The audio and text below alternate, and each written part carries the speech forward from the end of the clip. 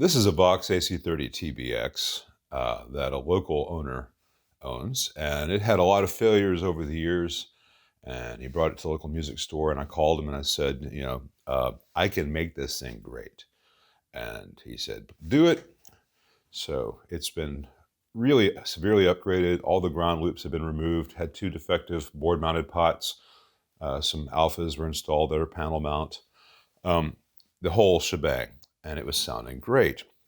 He wasn't thrilled about the price, though I did tell him at the beginning that there was a lot of work involved.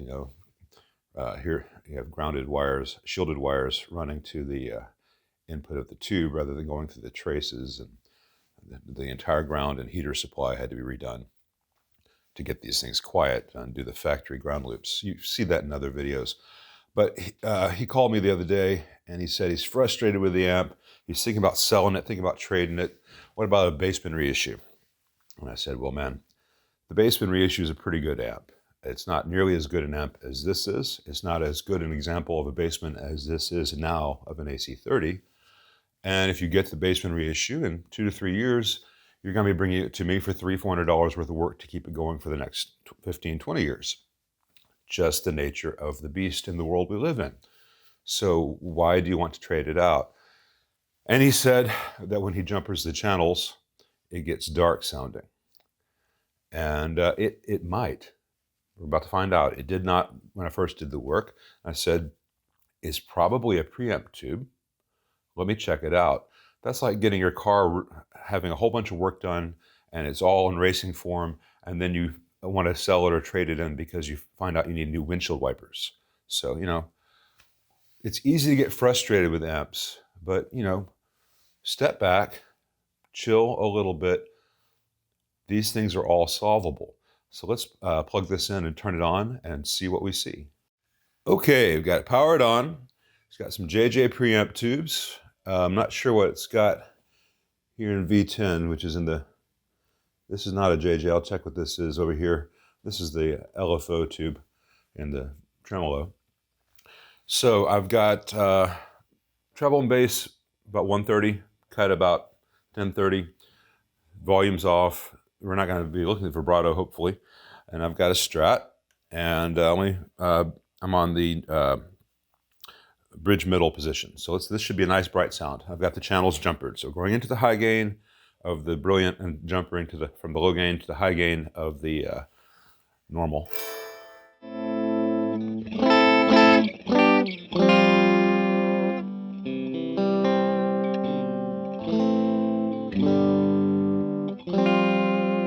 Three things. It does sound dark. There's a buzz. 4 things. There's a buzz. There's a tremolo ticking in the background. That should not be there. And that's on the volume pot of the guitar. It means there's DC present at the input. So before we do anything else, we're going to try a different tube here in V8, which is the shared preamp tube for the normal and top boost channel. None of them are microphonic. So let's pull this tube, put it to the side, and get a different preamp tube. All right, let's try this Ruby. Now it's important on these TBXs to be very sure that you have the pins lined up before you put a tube in, because the sockets are prone to damage. It's still a nicer amp than the 59 reissue Bassman, but there are considerations.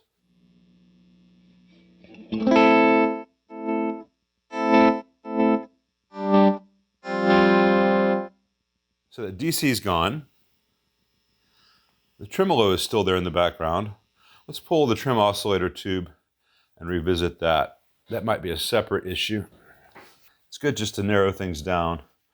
The tube that was in the trim oscillator was a Ruby, just like I stuck here in V8. So let's see how the top boost channel is sounding without being jumpered.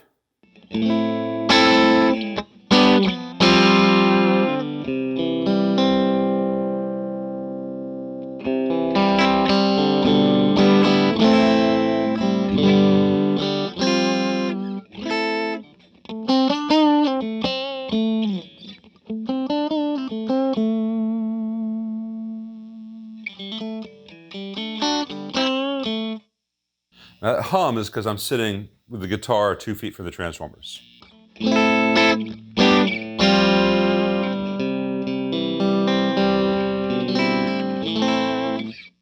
So now let's jumper the channels, now that we know that the brilliant channel at least is behaving well. And let's see if the sound has changed before I bring up the normal volume.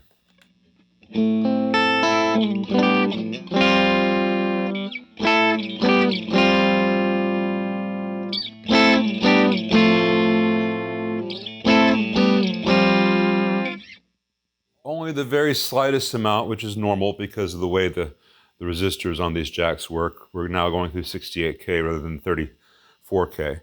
But I still have that vibe trim ticking in the background, so let me take out V9, which is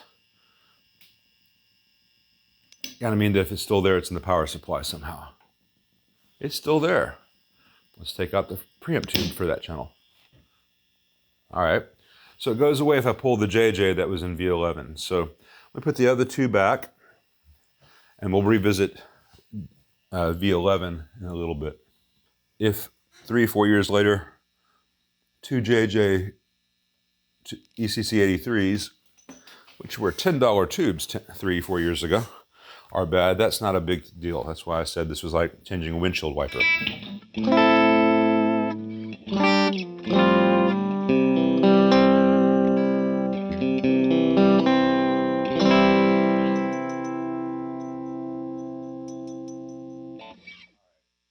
The Ruby that I put into V8 is microphonic, but it took off that DC and lowered the noise floor, so this would not be the tube that I would go home with it if I can find him some tubes. So now let's bring the normal channel in.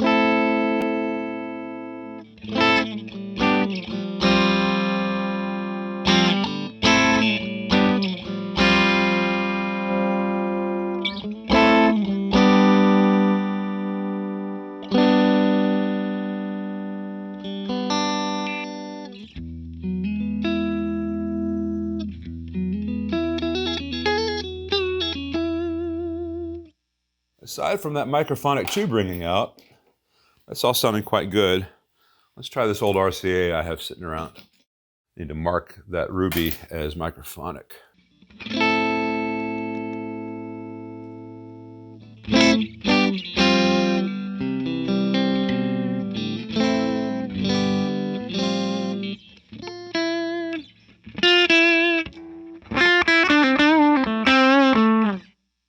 So that much is good. Now let's see about that preamp tube for the vibrato channel that was causing ticking.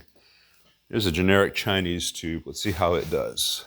These grommets that they put around the tube sockets aren't always friendly. Let's see if that ticking comes back as that warms up.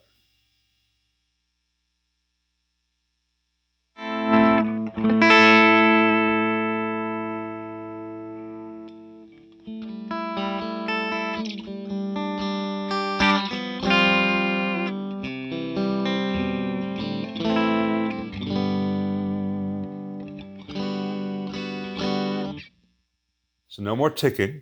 Let's make sure the vibe trim channel sounds good and that this aren't any other issues waiting to get us on that channel.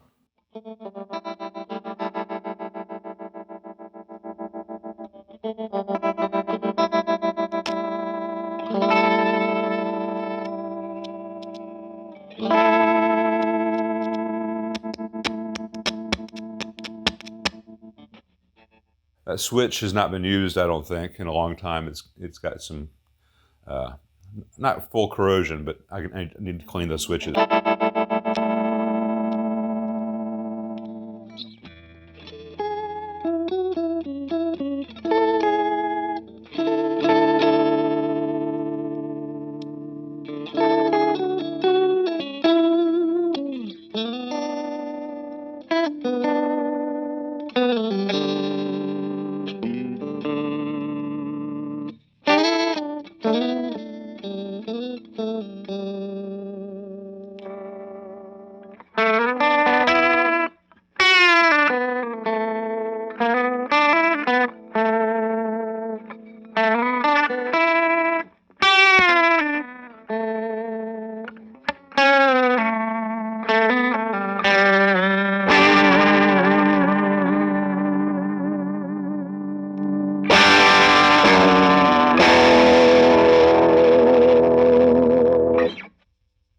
Sorry, I had to get my Floyd on. Um, at the end of this, while I need to spray some contact cleaners on these two switches, all his problems stem from two bad tubes. The shared preamp tube for the brilliant normal channel and the preamp tube for the vibrato channel. And the ones that were in there were JJs that would have cost $10 3-4 years ago when this work was done. So I'd say the amp's very healthy, and there's no need to sell or trade this amp just because it needs some new windshield wipers. Oh, one other option I need to mention that I'll give to the owner, given that preamp tubes are really hard to get this particular month, and if you can get them, they're very expensive. If he never uses the vibe trim channel, which the switch sounds made it indicate like he did not, I moved V10 to V8, which, and you can keep or remove 11 and 9, but I just moved a good JJ from V10 to V8. Actually, that's not even the JJ, that's the Ruby. But anyway, I moved that Ruby to V8. It's slightly microphonic, no big deal.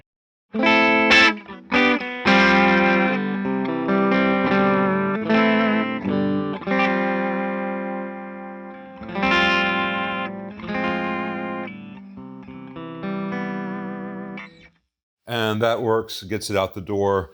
No charge, no tube buying right now. And once the world gets a little less higgledy-piggledy, we can get some new tubes as necessary. Even with this Chinese AX7 and V11, there's a little bit of ticking in the background, which can be cured if you just have the foot switch connected with the tremolo off. But the amp could go out and home to him just like that. And these two channels will be absolutely fine.